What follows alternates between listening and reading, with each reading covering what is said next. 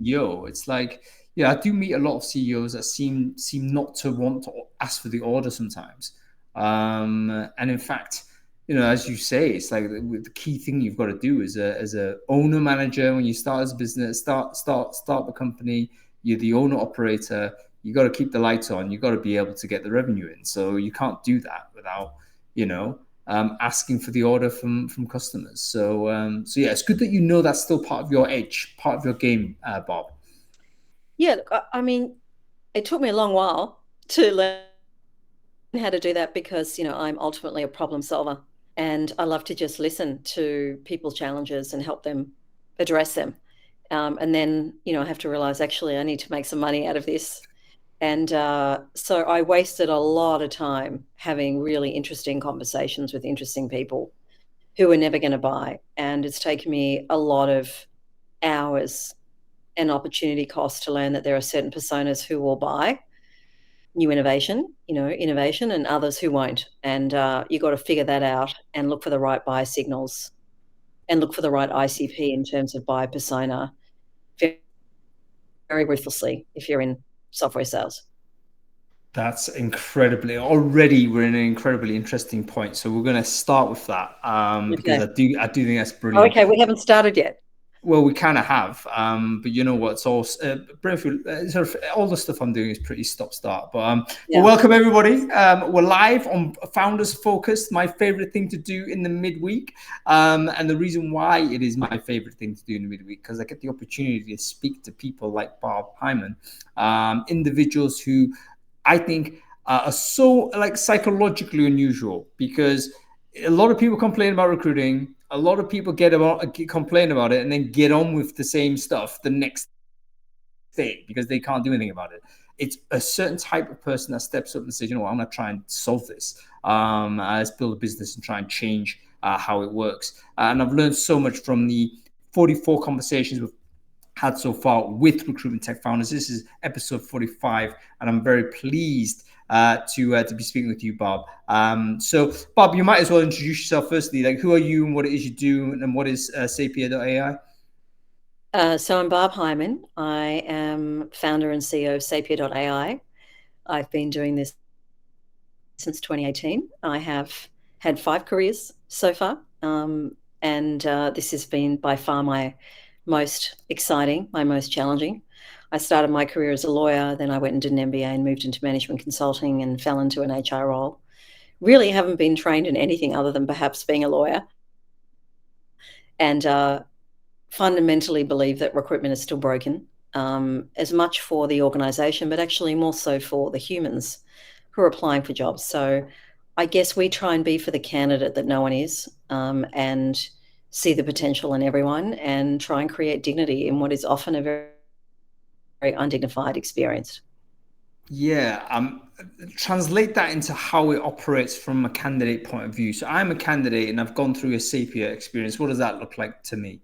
Yeah, so look, I think you want to have a chance to share your story as a candidate. You want to feel like you've had a go and that you've been heard and you had a shot. And the ultimate way of getting a go is having an interview. And that's really what we've done. We've scaled the ability to have everyone go through an interview process. And so everyone feels like they've had a chance to be considered for the role. The other thing that people really care about is it fair? Am I going to be given the same opportunity and the same level of sort of scrutiny as the next person? Is there fairness and equity in the way that they're running their process, right? And there's a lot of people out there with names that aren't easy to pronounce, or maybe the wrong experience on their resume that don't feel that it's fair. The other thing that people really care about is like, what's the outcome? And am I going to find out about it anytime soon, or do I have to wait for weeks and months? And I think of hiring as really it's a decision of risk. A lot of HR is about managing risk. And ultimately, that's what you're doing. You're trying to de-risk that when I make this offer to you, you are going to be the person that smashes it and you're going to stick around and you're going to be awesome and grow within the organization. And you're trying to run a process that de-risks that decision as much as possible. And if you think about other parts of our world where you're making decisions of risk about people, am I going to lend you money are you going to pay that money back as a mortgagee? You use data to do that. And there is an experience of applying for a loan that is very fast, very efficient, and basically digital. And in the time that you and I have started to have this conversation, probably 10 people could have had applications for loans considered and found out whether they got it or not, or whether they go through to the next stage. But yet we're still taking 3 weeks, 4 weeks, 6 weeks to tell people whether or not they've got the job. And these are for jobs that are paying like £10 an hour. So I think there's this kind of denial of how backwards and antiquated hiring is, and almost like an arrogance around, you just can't treat people like that, and you shouldn't have to. So we're a long way from fixing recruitment in the world. And we're certainly trying to, make that better for all of our clients. But ultimately, we give everyone an interview. We make it very safe and comfortable. You learn, you hear back really quickly. You should find out within a day or two whether you get the job, and you've got some dignity out of the process. Yeah, I really like the human element behind all of this, because we've all been job seekers, and I do not know a single person that has enjoys that experience. There's certain types of things that we go through in life that is just horrible. Painful. Looking for work is one of them. Buying a house is another. All those types of things seem to be just high friction, high pain to such a degree that actually it's a deterrent to investigate it properly. Like, I know I don't move from my place simply because the switching cost of doing that is just a massive impediment. There's no way I'm going to be able to do that unless I literally have to take like a month off everything and then focus purely on that. I think same with job search, like there's a massive deterrent to doing it. It's very painful. And if you're involuntarily out of work and you're going through multiple processes of that experience, it can be very demoralizing. So absolutely, I really get what you're saying when you're saying we've got to kind of restore dignity to the candidate. However, people outside of Sepia still might not understand what this looks like. So what is it boil it down to the brass tacks? How are you able to give people the dignity and the speed and the sense of fairness? Yeah. So, you're not filling out forms. You're going into an ATS, and almost immediately there's a pop-up that says, hey, we believe everyone should get an interview for the job. Click here and start the interview process. That'll take you to a web browser. You don't have to download anything, and you get to share responses to 5 questions. I was speaking to a company yesterday where they're hiring for baristas. They're asking people to fill out 75 questions. It's insane. And those 5 questions are like normal questions. Hey, tell me about a time that you worked as part of a really awesome team. What did you love about that? Can you share an example of when you had to solve a tricky customer situation? And you don't have any time pressure. There's no time frame that you need to complete this in, which is massive for people with a disability. And so I'm sitting there on the couch at midnight. A lot of people apply for jobs between 5 p.m. and 2 a.m. And I'm not feeling stressed. I can go make a cup of tea and come back and finish.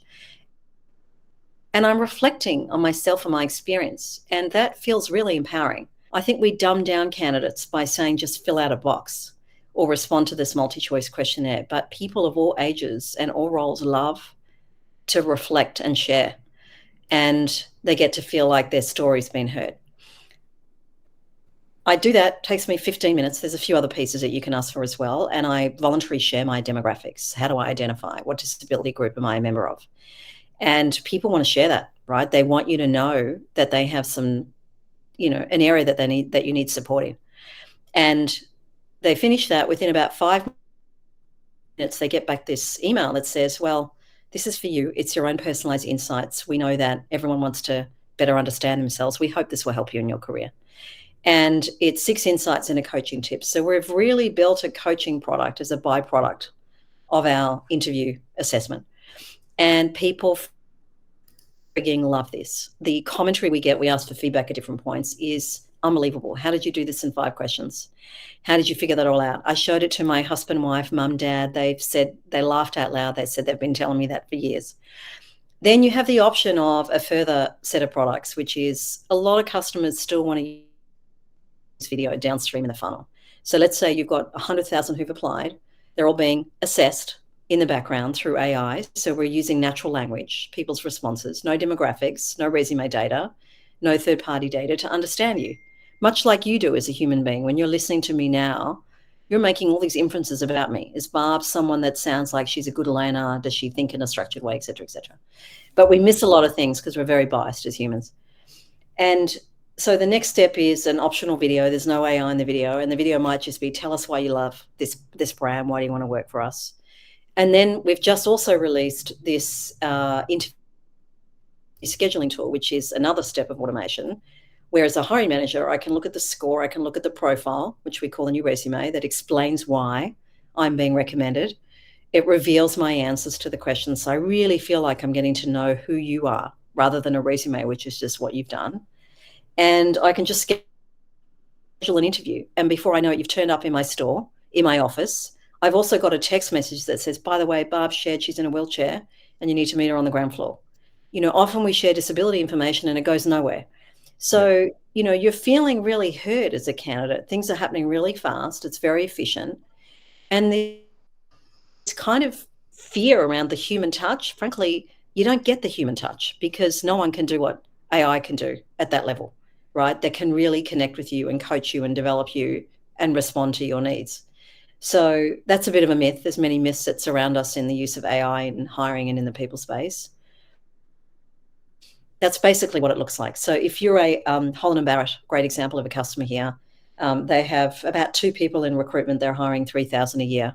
It's all done by their store managers, fully asynchronous, remote hiring. Joe and the Juice is another customer that uses us globally. What they do is really cool. So the other thing that I think is really important is I'm interviewing you. I want to know what this job is. I want to know if it's a job I'm going to love or hate. I want to know about your brand. Maybe I want to know about you as a manager. Is bring that story into the application process. Don't put it on a career site. It's too much work. It's static. It's not engaging. It's not personalized.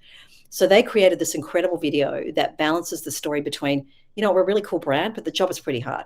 You're on your feet, you're cleaning. So we just want to be really upfront about that. And that's in the chat. And about 50% of people who see it, watch it. And it makes a massive difference to retention through the process. So you're kind of hitting a lot of problem areas when you're using technology that's experience-led, that helps people feel comfortable, that helps you learn in the flow. And you don't really need anything else other than the ATS or the HRIS when you've got that for your particularly volume hiring is where we focus. Yeah, I mean, you know what? It's very convincing. You're hitting all of the right. Well, yeah, I mean, folks, are you not convinced? Absolutely. Just saying the right things in terms of understanding what that candidate journey is, understanding the emotional state of the person coming through, the sense, as you say, of being heard, being listened to, this basic levels of respect that we would expect in a kind of a personal relationship. We don't seem to extend into a recruitment context. And it can be very simple to up-level your candidate experience simply by doing that. But as you mentioned, we're crushed with a capacity issue. We don't have enough resources to do it. We need to lean on automation to do so. And there is a way to use technologies like Sapia's to basically do the scale that you need to have that kind of experience. All of this super interesting. I'm sure people will check it out. Sapia.ai, very simple to have a look at it. But what was the root of this? Where did this emerge, Barb? Like, was there a moment you were doing something else at some point, right? What was the moment when you realized, okay, I got to go build something here? Like, was there an event in your mind that comes to mind? Look, it was really being in the HRD role, and it was at both organizations. So BCG, we calculated that the opportunity cost of using all these people, hiring and interviews are the biggest invisible cost, I think, in organizations. PwC came out with a report earlier this year globally that said that hiring was number 4 on the list of internal processes that created this massive productivity tax to the tune of $10 trillion. And, who's counting the number of interviews? And every time you're doing an interview, it's someone who's a manager of something else in another team. It means they're not building product. They're not on the sales floor. And it was a massive opportunity cost that gets not quantified. So, I often say to people, why are you so proud of automating interview scheduling? You should be proud of halving the number of interviews.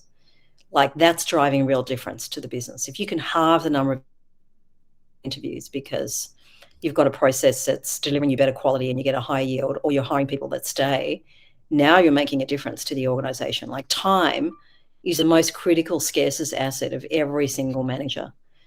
The other thing that I saw was, I remember that when I was at this tech company and I hired a guy who came from corporate, and they were a tech company who loved the idea of being a startup, even though they were 20 years old and multi-billion-dollar. And when I promoted him on the internet and I said, hey, welcome to Nick, he's incredible, here's his experience, I had people in the tech team come up to me and say, we don't really like people who come from that background. So maybe next time don't make those announcements public. Now, they'd never met him. They just formed this opinion purely on his resume. And it turns out that Nick, you won't mind me saying this, he was on the, he was a member of the LGBTI, vivacious and a personality like no other, did more around OD and diversity than anyone had done in the business, transformational around our culture. And yet he was being judged purely based on the two corporates that he had worked at. And I thought, how many other people are there who are missing out, and who we're missing out on because of our own biases? And so I think you have to remove the human at the first gate. You need the human at the end, but we just can't help ourselves. Like, bias is a fabulous shortcut to make fast decisions. And so we use it all the time. And we have to. What, Bob? I love the way you're very brutal with your commentary. A lot of people like dance around the edges of these topics, but I think one of the reasons why I think we get on, and I love speaking with you, is precisely because you're able to state the position. And the position is, look, human beings are biased. You've got to get them out of the process in order to actually have a better candidate experience. Think about that, folks. We all think, recruiters, we need to be high touch, human, all this. Theoretically, yes. But let's not forget, human being, a totally human managed process in recruitment has been a terrible experience for everybody. So why do we assume more human is better? We actually need to put humans in the right place in the process. And oftentimes that is not at the beginning, because that's when we're going to be making these super fast decisions that aren't based that are based more on instinct and prejudice, bias, and what have you. All of the learnings that we have picked up over our time, and it doesn't. Oftentimes, it's very unfairly applied to candidates coming into the world of work. So, okay, the idea emerged. Okay, this is outrageous. You've got to change this. Was it obvious you were going to set up a company to do it? Because it seems that you've gone through, I won't say a typical journey, but you have worked in these big corporate businesses. You're obviously a person that would succeed very well in navigating the career ladder in those organizations. God, I don't want to go back to that. I'm not trying to persuade you. Look, I do think there is a DNA of an entrepreneur. In fact, I think our technology can discover that. One thing I talked about with AWS in Australia was, why don't we put our product out there for the whole of Australia, and people can understand whether or not they've got that DNA. And, there are certain things in me, in my upbringing, that have made me who I am. And, one trait I talk about is the sort of not enoughness. There's a bird on my shoulder that's telling me it's not good enough, you're not enough, you need to try harder, work harder. And, there's a story to where that comes from in terms of my upbringing. But you have to have something in you that is just relentless, right? Relentlessness is really key. And your definition of relentless is probably different. It's kind of relentless, bordering on obsession. But I think the piece that I love about what we're doing is, ultimately, I think I've always wanted to be creative. I went to work in the arts for some time. There's a fabulous contemporary museum in Australia. I worked there as head of marketing and sponsorship for a period. And I thought, wow, if I'm surrounded by all these creative people, maybe it will tap into my creativity. Well, it turns out I was surrounded by bureaucrats, and it didn't really sort of fulfill that need. But what you're doing here when you're trying to design and reimagine a process that's so broken is it's really creative. Like, every day we're making decisions around what could that look like? And in a world of AI, you're starting with a clean slate, right? Everything has been reimagined, everything. So I have a view that I think the whole of HR is going to be sort of disrupted in the next few years. You're not going to have 8 different frigging technologies where HR is sitting in the driver's seat controlling all of these tools. That's not going to happen. You're going to have technology that's in the hands of the individual. They're going to have agency. They're going to own their career. And most of the investment you've made in technology is going to be obsolete. So, thinking about that and imagining that and designing and building for that is just such a creative task that I'm constantly on. And that's why I love this job and why I'm doing it. I don't think you can, we didn't start with, let's do something with AI. That would be cool. Like, we didn't even think like that. We're just, wow, what would it look like to deliver an incredible experience to candidates? And then you solve for that. And AI just happens to be an enabler. And I say the same thing, by the way, to clients, which is, don't tell me that you want to buy AI. That's the wrong reason to sign on. What you want to do is solve a really big business problem. That's what's important to your success. Yeah. Was there ever a situation where sapia.ai or whatever it was called, sort of in that early start of the thought process, was there ever a situation where you might want to try and do it within a company, or did you really just say, right, I'm going to set up a company to do it? Because that's a big move, isn't it? To go out, you're talking about outside of the corporate world. Suddenly you got no money coming in. You got to do all of that other stuff other than build the product. You got to actually find a way, to survive. So was there a situation, let's build inside, or was it straight away you got to go outside? Innovation doesn't come from within, and I think the key decision was, to be honest, not to hire an org psych or an ox psych to be our science leader. So Booty comes from data science. And if you hire someone who's steeped in a certain way of doing things, very hard to reimagine that. So you have the benefit of two very different people. We come from very different backgrounds. The only thing we have in common is that we're immigrants. We're both immigrants. I think that's been quite important to sort of the DNA that binds us. But he's a scientist. I'm not. I'm a Imagineer. He likes to work in numbers and lines and boundaries. And there's a lot of conflict, but from difference comes innovation. And he looked at the problem in a really different way, and that's what's given us what we have today. So I do not think you can innovate from within. I think you need to have difference to drive new ways of looking at problems, which is why diversity matters, right? Yeah. I think a lot of corporate VCs, our hearts are crushed with your commentary there. But I think it is true, when you've got sort of a way of working, a system that's been built up, and then a bureaucratic organization that's sort of accrued around those principles. The person trying to innovate is really resisting on multiple levels. They have to fight against the idea, got to fight against the vested interest, they got to fight against all kinds of stuff. Yeah, sometimes you've got to take a walk. And you've got the money. Like, I mean, I don't understand. Part of what drives you to take risks in a startup is that you have to stay alive. And you don't have that, I would imagine, if you're in a corporate environment. So, there were many months in the early days when you're like, can we make payroll this month? And default alive is not an easy task when you're a disruptor and you're battling the ups and downs of the stock market, as it has been over the last few years. Well, let's talk about those early days, Barb. You mentioned, getting the revenue in, big problems, etc. Can you remember the first big decision you had to make, sort of as you're going in as a business, where you had a left or right turn, you thought, we're going to have to do this. Has anything like that come to mind?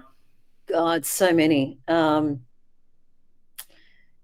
I think the people that you hire, your first 2 or 3 people, are really critical, because they shape everything. They create because that's what you're doing. You're creating something that's completely new. And I didn't realize it then, but the decision to hire Booty and then Johnny, who joined as a data scientist and then became our head of engineering, were the most important decisions that I made, right? Like it is, and if I've made bad decisions, it's around people. The other thing, a whole range of decisions, but we really made 2 bets in the early days around the product. One is that, this is back in 2018, right, way before ChatGPT. One was that chat would be the medium through which people would engage in the workplace, and they would trust it.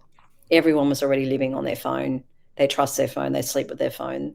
And I could see with my kids how much they communicate through text rather than like this.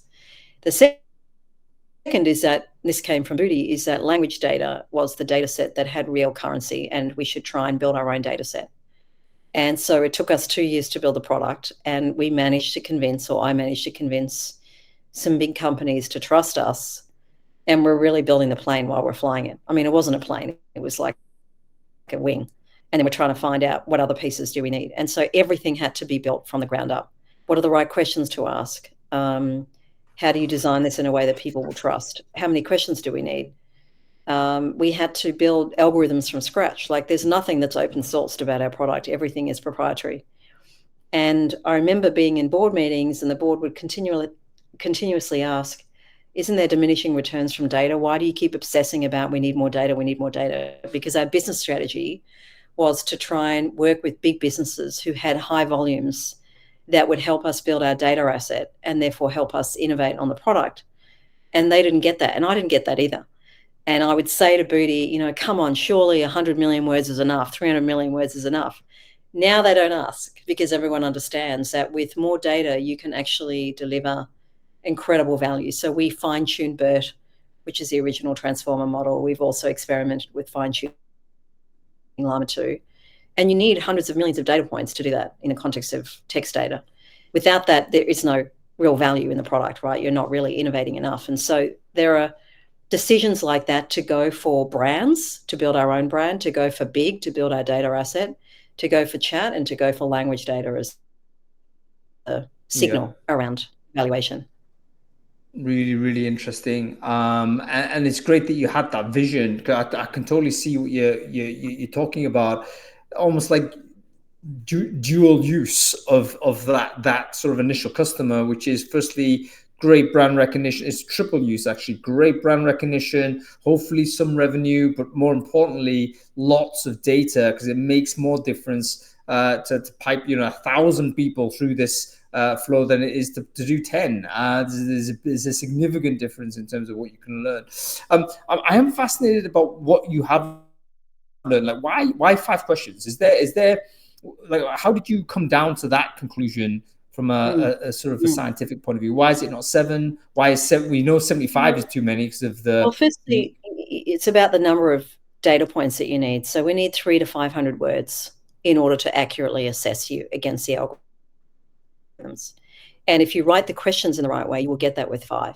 Why force someone to go through 7? Creating a minimalist experience that's efficient for the candidate is also important, as efficiency is on your side. And part of what's broken with traditional assessment is just the sheer length and volume of these assessments. And so, 3 questions is not enough. 5 is perfect. And 5 allows you enough variety between, evaluating for the breadth of competencies and traits and skills that we can assess for, or effectively assessing for skills. So you get, it's like an interview. If you think about an interview, you're not going to go in and ask 2 questions. You're probably going to ask about 5. In a half-hour interview. So we're trying to mirror what you would expect to do in a real-world scenario. Obviously, being in the hands of the individual, you can control the length of time. And, that got challenged. People would say, we think we should have 9. Like, why do you need 9? There's a lot of assumptions people have. The other thing that we challenge, and I think I was really the one that led the team to take this risk, was giving feedback automated.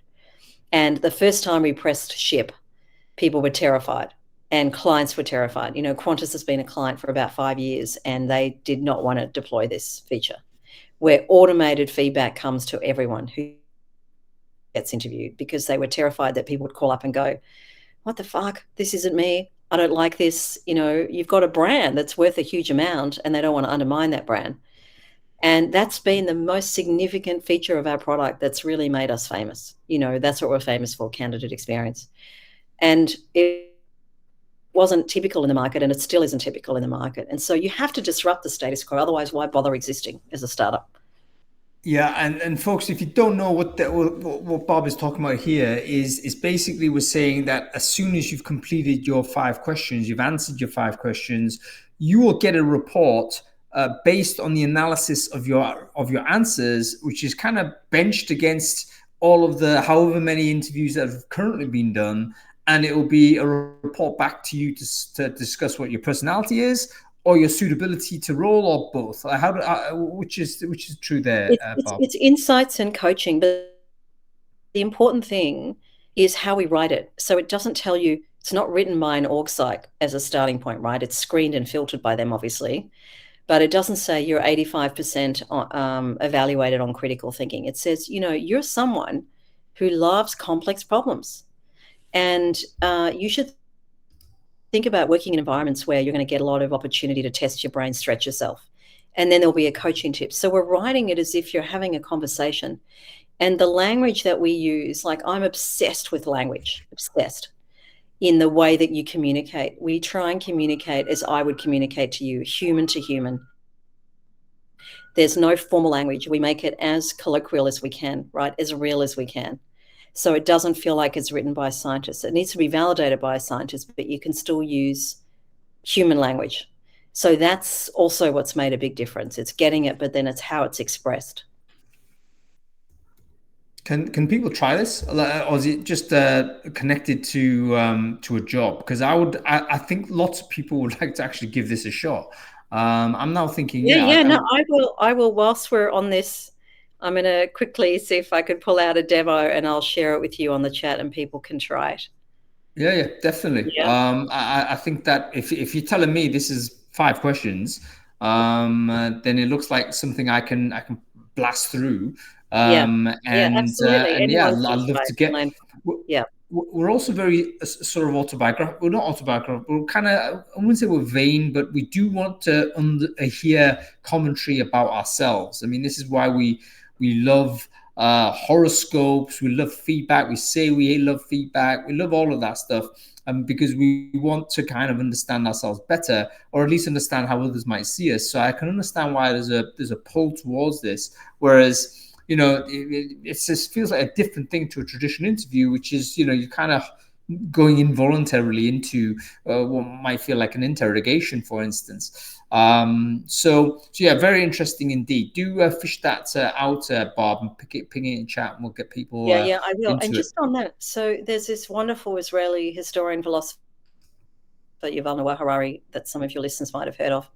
And he speaks a lot about, the power and the risk and the opportunities of AI. And one of the things that he says to us as people is, in a world of AI knowing more about you than you might imagine, the best thing you can do is to know yourself.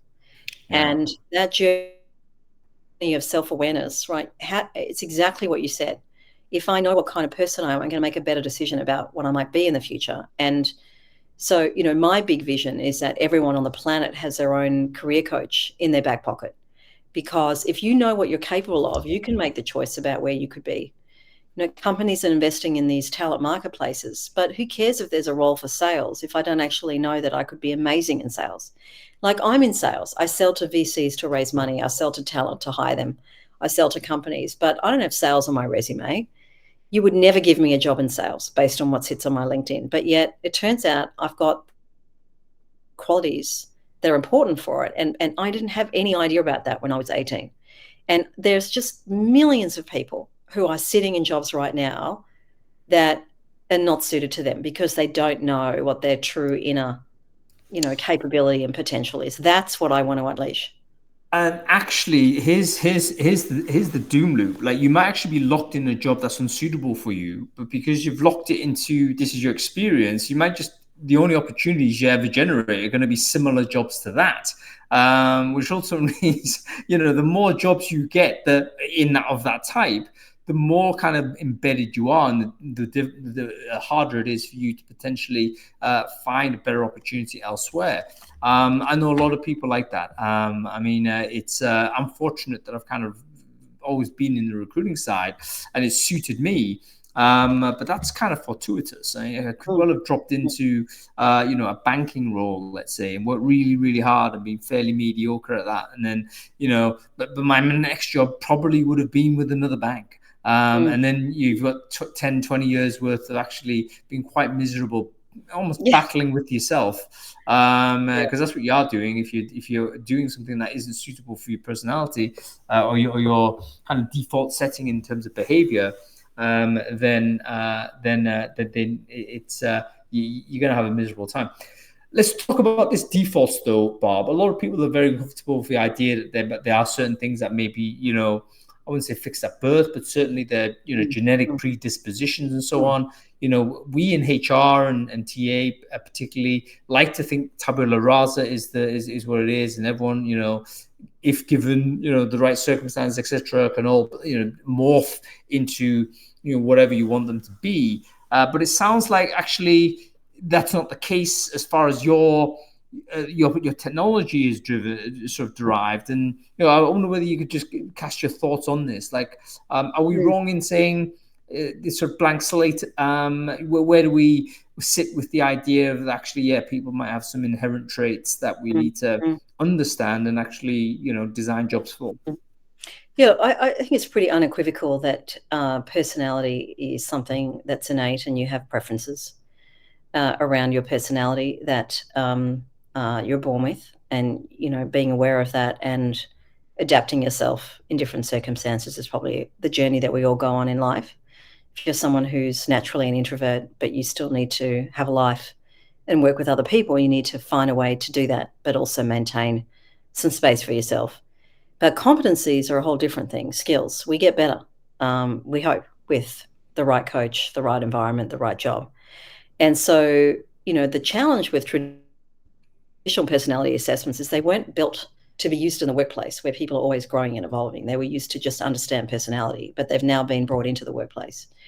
And so you need to recognize this is part of the challenge to the assessment community and pedagogy, is that depending on what you're assessing for, you can't just expect that people will be the same, after 6 months. And so with our interview, we work with big retailers and food and beverage, hospitality, where you can discover your potential leaders through our product.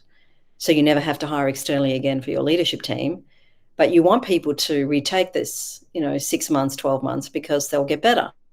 My daughter, who started life in fast food chain, for sure she learned so much from a competency. She would have grown in resourcefulness and self-awareness and maturity and how well she worked as a team. All these skills that are so important, the life skills, the real skills, how do I collaborate? How do I listen? How do I empathize? How do I problem solve?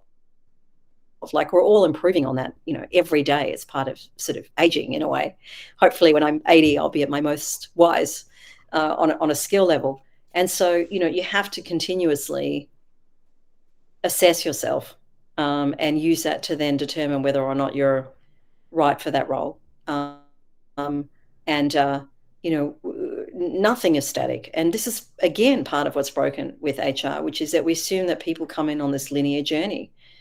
But it doesn't happen like that. Like, from what I see in the research, most people leave companies because there isn't enough of an opportunity to grow. And that's because companies are blind to the talent that's sitting right in front of them. That story of it's easier to hire externally than it is to hire internally. And so part of what we're also doing is helping you see talent that's right there. But the better way, more efficient way, is to help you see that in yourself. And so as a human being, as an employee, I would say continuously invest in self-awareness assessments, if you like. So if we're going to share a demo, do this in 6 months, do it in another 6 months, and you'll see that you've evolved. You'd hope that you'd have evolved, because that's what happens when you live. Yeah, it's one of the things I think is, I call it like responsive job design, where jobs seem to be completely static. And the understanding is, here's the job, you go and do it. But of course, the human being is not static, because we do change. Of course we do. This is, as you say, it's a life.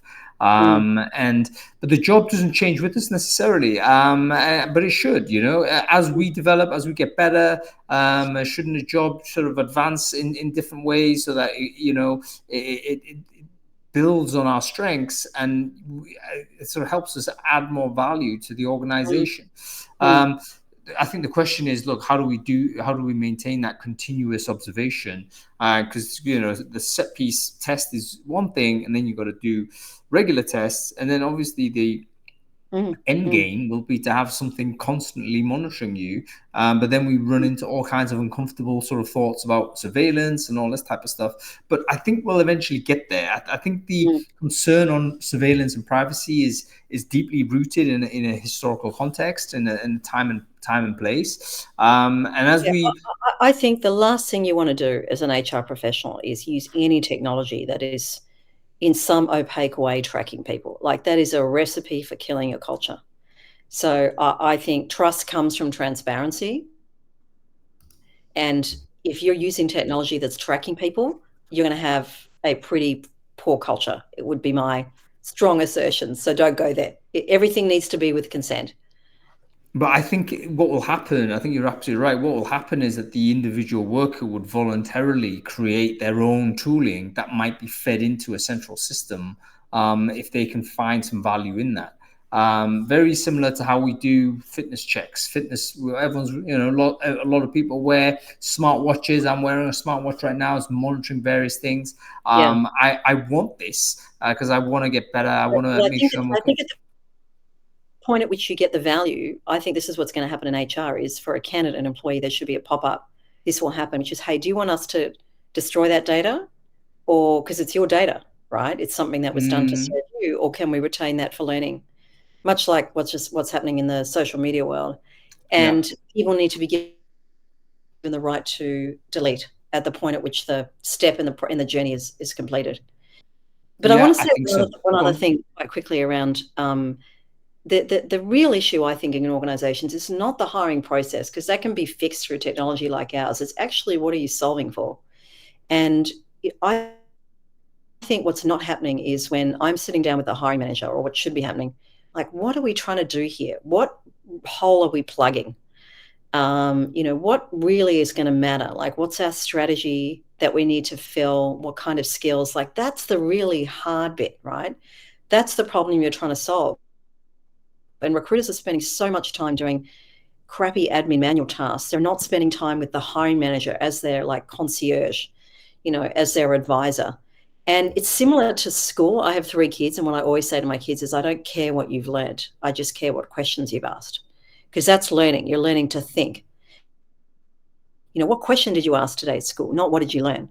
And that's the same thing for TA, is what questions did you ask today to make sure that what you're solving for is the most important thing to solve for, not how many candidates did you interview, or how many meetings did you schedule, or how many phone screens did you do. So we need to kind of flip it in terms of what's really critical here. Yeah, the more you talk, Bob, the more this conversation can just spider off into multiple different directions. Like, what are we doing in terms of KPIs, for instance? Exactly as you're saying, it's like we're just measuring these little activities, and actually, is that good? We don't know. But once we put it into a form of measurement, then we're kind of locked in. It's kind of like GDP. Like, GDP is now perceived to be, this is how we measure health of society, health of economy. But the geezer who invented GDP said, no, you shouldn't be using it for this because it's just a crude number, which is an aggregate of a bunch of things. And there's a huge danger that we're not spotting inequality with the use of GDP as a broad sort of measure of economic health, because actually you can have very high GDP, but guess what? Maybe 100% of that is a result of a very small number of people, and a very large number of people scrambling around. So anyway, it is something we should certainly try and explore at a later point, but we're just like piling through this hour we have, Bob, and I want to get to a few more things from a personal side from you.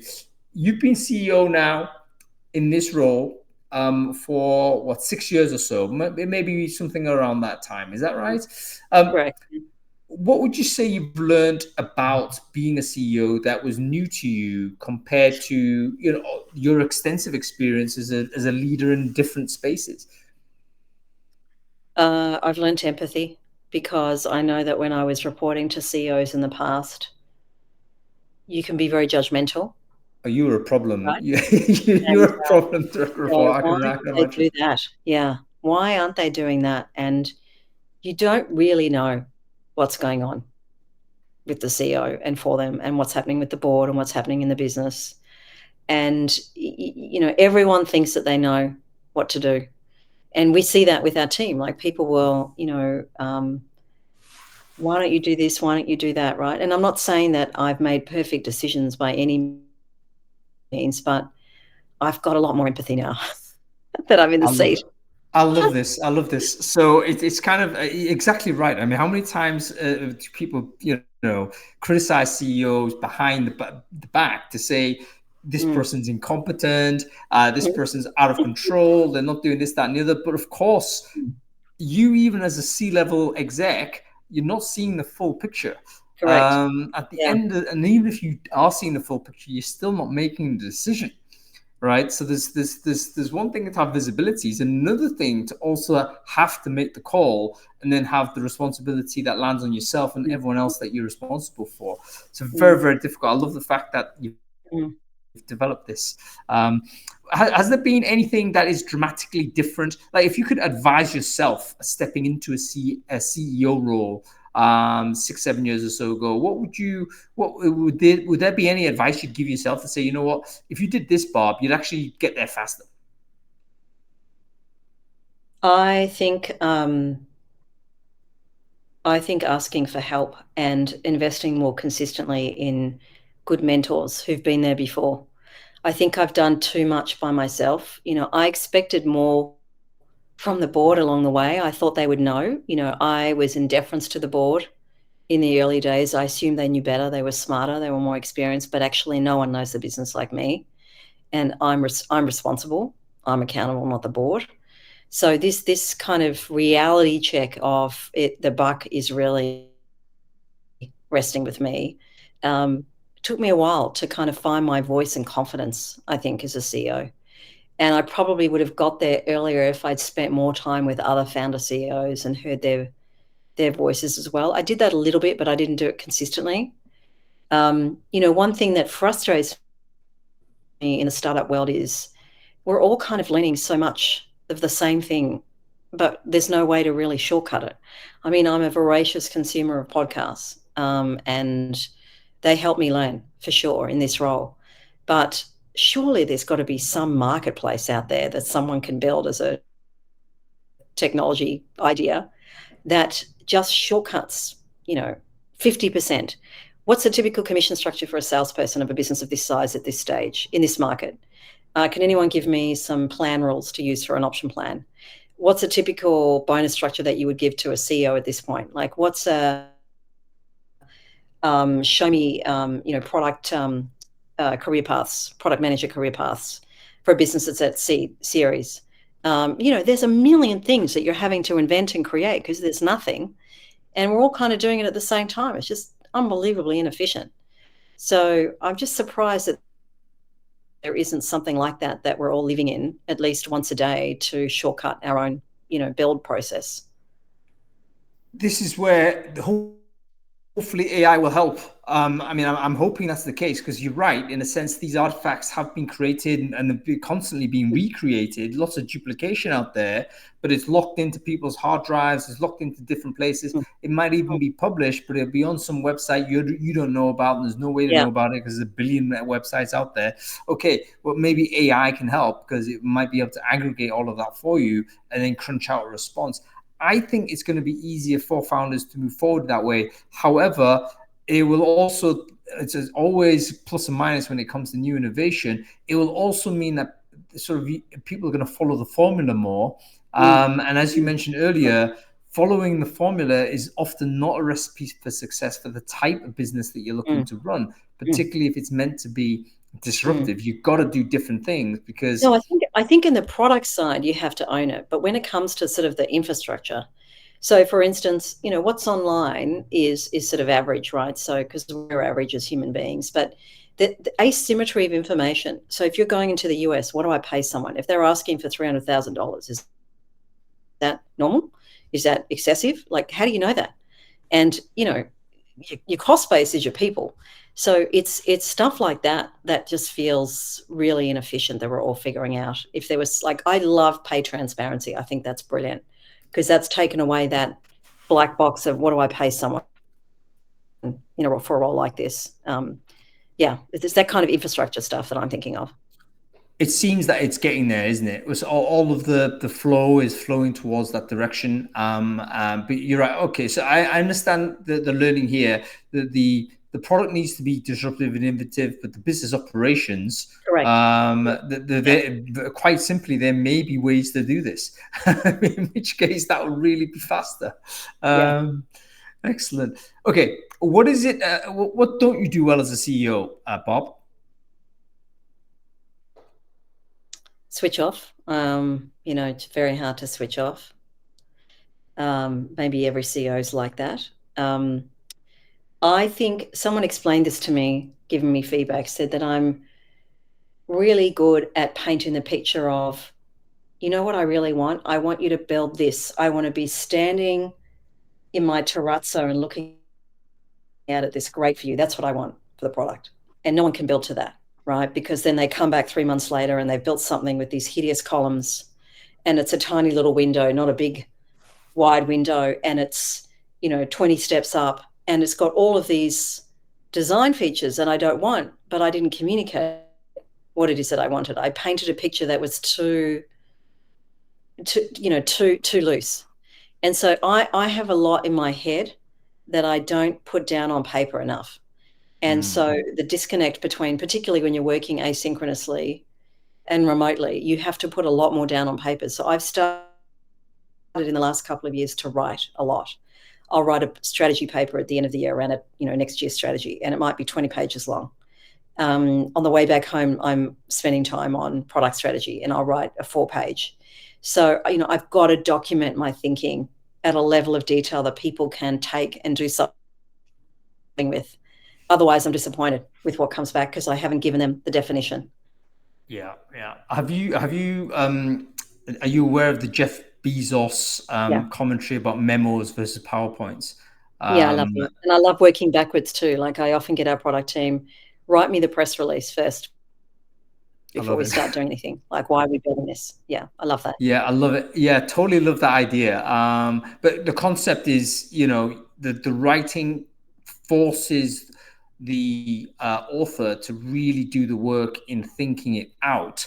Whereas if you just verbalize something, you're pushing the effort into the person who's listening, and the listener's got limited ability to understand what it is you're looking at or what it is that you want. And therefore, you run the risk of wasting that person's time, which you as a startup can't afford. Because every single minute of every single person's time needs to be productive towards the end game. Okay, cool. Let's talk about sort of you've got a life outside of startup. You mentioned you got 2 kids, you got family, you got all that type of stuff going on.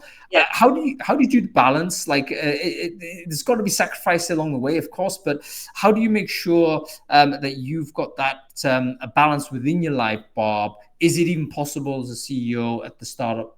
Do you have any tips for people that might be embarking on something similarly and may have actually, start a family at the same time and so on? Look, don't expect balance and don't fight for some idea. I think you just give up on a lot of things that you might care about pre a job like this. So, I don't care what the house looks like. I've got grey hairs, right? I tend to turn up to meetings of the team. I'm not make-upped. I resent having to put on makeup. I am who I am. So I think you just have to turn up. You have to turn up and be present. That's really critical as a CEO. But I think it's about quality. So, I'm in touch with my kids a lot through WhatsApp. I leave them messages. I try and stay one-to-one. When your kids are older, it's about one-to-one, that they feel like you remembered something and you send them a message. And so I stay connected through sharing books, articles, music with my kids and my partner. And you're very choiceful around what you do with your weekends in particular. So I may not see friends for a long time, but I'm getting remarried this year. I'm getting married after being with my partner for 10 years, and we're bringing together all these people that, I've hardly seen. So it's a bit of a reunion of friends, and that's like going to be an incredible memory. And so that kind of keeps me going. I think I just don't, when I come together with friends and do things with friends, I try and make it as memorable as possible. Yeah, and rituals, I think rituals matter a lot for your kids. Yep. I think rituals matter to everyone. Because it creates a sense of security that the routine creates the security. It reminds you that certain things are going to be are always there, immutable, so to say, even when there's disruption and disorder in the outside environment, outside world, etc. Keeping a routine is super, super important. Okay, Bob, very quickly switching back to product. For customers of sapia.ai, what exciting things might they expect for the next 6 months, and what is happening in 2025? Anything they should anticipate coming at them? Gosh, where do I start? So I think what I would say is continued ability to really bring your brand to life. Like, I'm really passionate about experience. We want to be the best experience of your brand that we can be for you to really honor your brand. So I think going from career sites to the chat experience is a way to experience your brand and learn about you, and personalized journeys. I think everything is still very static and we're all experiencing the same thing. How do you bring true personalization to a hiring experience? So that's what we're working on, some of what we're working on. Yeah, great stuff. And just final thing. What sort of important CEOing things that you need to do after you come off this call, Bob? I really appreciate you taking an hour away from your busy day to have this conversation. By the way, I'm always conscious of the fact that this woman has got better things to do than have a chat with me. I love doing it. It's like you don't take time out enough, and it sort of helps to reflect now and again when you're in the bubble. It's so intensely. Look, I'm doing fundraising at the moment, and in the UK for an extended period, meeting with prospective customers, and I love doing that. So it's either customers, prospective customers, or investors is mostly how I spend my time.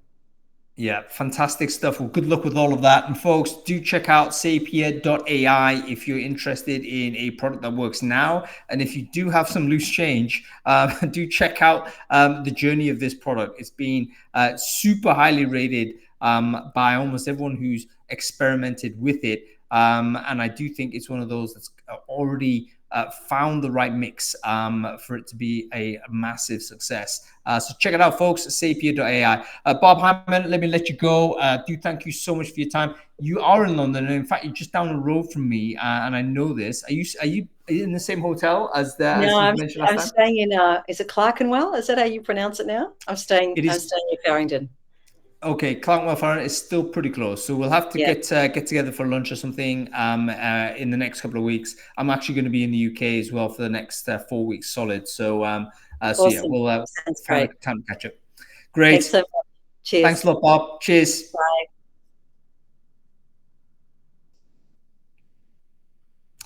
Barb Hyman, everyone. What a wonderful chat. I could speak to Barb for any amount of time, I think. Such a sharp and incisive intellect. Loads of different things to learn from her. Do make sure, by the way, you follow Barb on LinkedIn. I'm not sure how active she is there, but just keep an eye on that. I think it's she's a person that everyone should kind of get a little bit closer to. Okay, we're going to carry on with Founders Focus. I'm delighted to say we are back, I believe, next week. We're going to be speaking with one of our good friends, Roderick Smith, who is the founder of TempBuddy, if you remember those folks, and now the founder of Glide Talent. Is a serial entrepreneur who's is keep on producing great technology products for the recruitment industry. He'll be joining us all the way from Cancun, I believe, next Thursday. So make sure you tune in for that. We'll be back on Brain Food Live this Friday. We'll be talking to Patrick Bonestra, and we're going to be doing a masterclass on how to select and successfully implement your next ATS. It's one of the most popular questions, FAQ'd to the max on Brain Food online community. What is the best ATS? How do you configure this? How do you implement that? Patrick is one of the few people in our industry that actually is an expert at this. And he's told me that he's done 56 ATS implementations across the piece in terms of different products in different corporate environments and what have you. And he's going to bring together the learnings from that. So make sure you register on that show, Brain Food Live Friday. It's at 1 p.m. BST. rather than 2, because there's football at 2. So make sure you check that out, and we'll see you there on Friday. If not, we'll see you at Founders Focus on next Thursday. Thanks for watching, everyone.